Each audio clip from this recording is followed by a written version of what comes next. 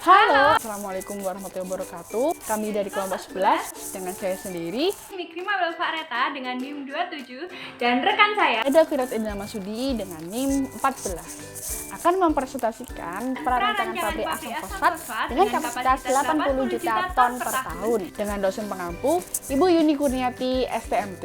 Langsung saja kita mulai. Prarancangan pabrik asam fosfat dengan kapasitas 80 juta ton per tahun. Latar belakang berdirinya pabrik ini yakni ditampilkan grafik dari tahun 1960 hingga 2019. Terjadi peningkatan penduduk warga Indonesia. Dengan hal tersebut beriringan dengan kebutuhan produksi pangan, yang mana peningkatan kebutuhan pupuk tersebut akan meningkatkan kebutuhan asam fosfat yang menjadi salah satu bahan baku pembuatan pupuk. Nah, ditemukan fakta bahwa kebutuhan asam fosfat Indonesia masih dicukupi dengan produksi dalam negeri dan impor dari luar negeri. Dapatkan problematika bahwa produksi asam fosfat dalam negeri masih belum mencukupi untuk memenuhi kebutuhan asam fosfat di Indonesia.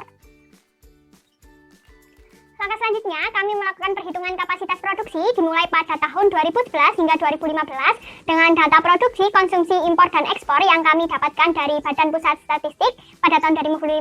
Kemudian kami melakukan perhitungan dan didapatkan nilai kapasitas produksi yang kami ambil sebesar 80 juta ton per tahun. Kemudian kami melakukan pemilihan proses dengan dua proses besar. Yang pertama ada Prayen Dihidrat, yang kedua adalah proses Nisan dengan mempertimbangkan 3 parameter yakni konversi produk, kondisi operasi, dan finishing produk. Nah, setelah dilakukan pembandingan didapatkan nilai 250 pada proses Nisan. Nilai ini adalah nilai yang besar dari proses Prayen Dihidrat sehingga pabrik kami menggunakan proses Nisan. Oke, kita masuk ke dalam diagram blok dari pabrik ini, dimulai dari tangki 1, tangki 2, hingga gudang batuan untuk menyimpan asam fosfat. Untuk tangki 1 masuk ke dalam heat exchanger, tangki 2 masuk ke dalam mixer bersamaan dengan batuan fosfat. Dari 3 aliran tersebut masuk ke dalam reaktor untuk direaksikan. Untuk hasil dari reaktor, untuk bagian bottomnya masuk ke dalam filter, sedangkan untuk produk hasil atas masuk ke dalam scrubber. Lanjut kita masuk ke dalam proses flow diagram, ini lebih ke visualisasi dari program alir. Untuk fokusan kami, dalam kelompok kami, kita mengambil 2 alat utama, yakni yang pertama reaktor dengan kode R01, dan yang kedua filter dengan kode F01. Kemudian kami juga melakukan perhitungan raca massa. Untuk alat pertama yang kami hitung adalah reaktor, di mana di dalam reaktor terjadi reaksi batuan fosfat ditambah dengan asam sulfat dan ditambah dengan air akan menghasilkan produk berupa asam fosfat, gypsum, dan hidrogen fluorida. Kemudian kami melakukan perhitungan raca massa, didapatkan nilai yang balance seperti pada tabel yang tertera dengan nilai sebesar 38.716 sekian. Kemudian kami juga melakukan perhitungan raca massa filter dengan input berupa 6 dan output berupa string 7 dan 8, juga balance dengan nilai sebesar 37.498. Kita masuk ke dalam perhitungan raca reaktor. Didapatkan 2 stream dalam reaktor ini. Ditampilkan stream yang pertama dengan komponen tersebut sebagai input. Untuk outputnya, stream kedua beberapa komponennya ditampilkan sebagai berikut. Langsung saja kita masuk ke dalam perhitungan. Untuk stream yang pertama, dengan total delta HI yakni 4.900, sekian kJ per hour. Untuk stream keduanya dengan beberapa komponen sebagai berikut dengan total delta HI dan delta H1-nya 4.831, sekian kJ per hour. Oke, lanjut kita melakukan perhitungan delta HF0 dengan ditampilkan di tabel pojok kiri atas. Lanjut kita melakukan perhitungan sigma GF sama dengan sigma delta H produk minus sigma delta H reaktan. Untuk produknya sendiri yakni gypsum, HL, dan juga asam fosfat. Untuk reaktannya sendiri yakni batuan fosfat, asam fosfat, dan juga air. Dengan hasil minus 1,9 sekian kJ per mol. Untuk kilosnya yakni total heat dikali asumsi 10% dengan hasilnya 973, sekian. Untuk perhitungan heat from steam-nya didapatkan 903, sekian. Nah, dimasukkan ke dalam tabel input sama dengan output dengan total hasil yang sama yakni 5.804, sekian. Begitu pula dengan outputnya yakni 5.804, sekian. Kemudian dilakukan juga perhitungan raca energi pada filter, yang mana filter ini diberi kode F01 yang berfungsi untuk memisahkan asam fosfat cair dengan selari gypsum. Dengan jenis filter yang kita gunakan adalah rotary vacuum filter pada fase liquid dengan kondisi operasi 1 atm, di mana pada gambar yang tertera pada sebelah kanan terdapat 3 stream dengan 1 stream masuk dan 2 stream keluar.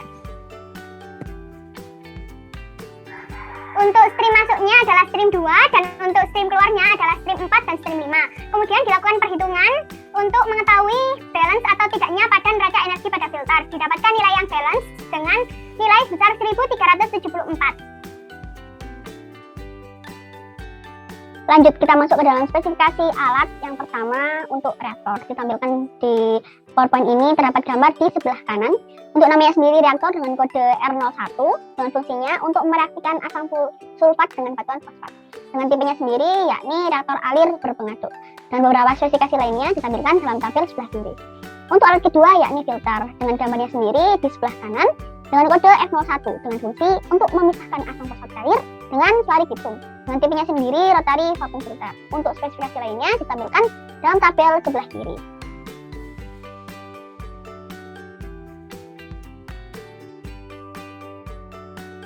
Kemudian kami juga menambahkan alat instrumentasi.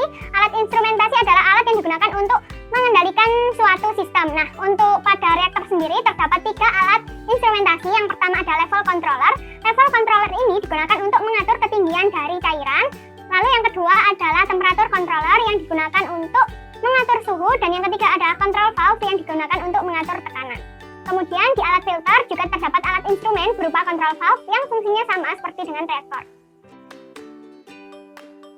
Kemudian kami juga membutuhkan utilitas yang digunakan untuk menunjang proses dari pabrik kami. Yang pertama ada air. Air yang kami butuhkan sejumlah 51.531 kg per jam yang kami ambil dari PT Krakatau Tirta Industri. Kemudian listrik yang kami ambil sebesar 379 kW dari PLN dan generator.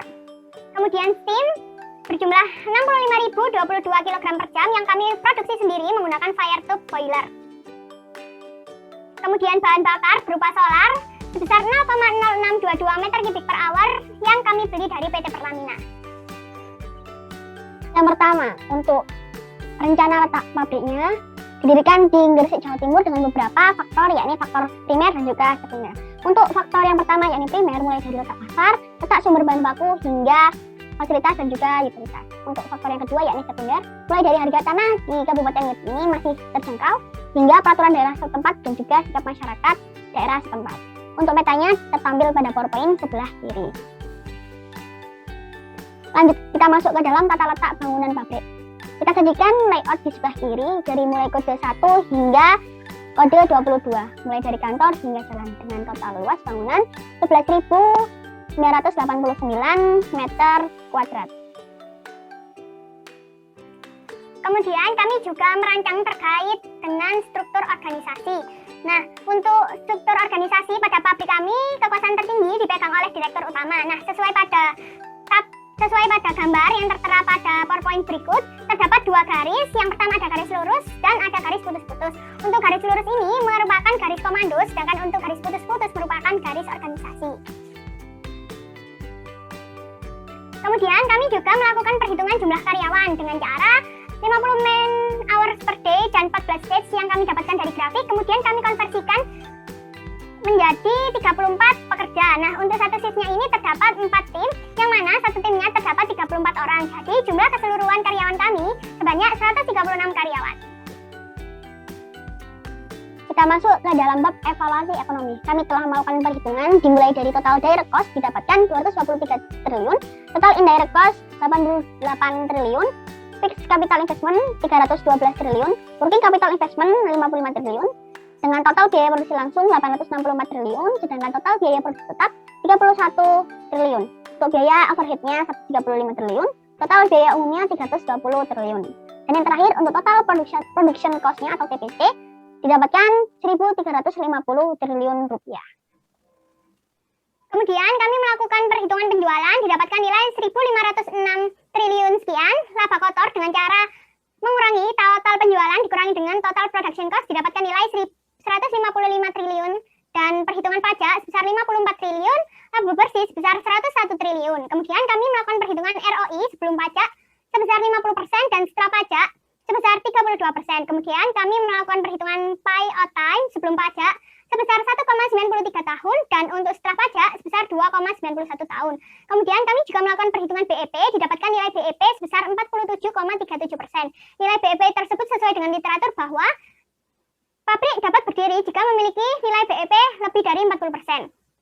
Kemudian, kami juga melakukan perhitungan IRR dan WACC. Untuk IRR-nya didapatkan nilai 23,04% dan WACC didapatkan nilai 4,76%.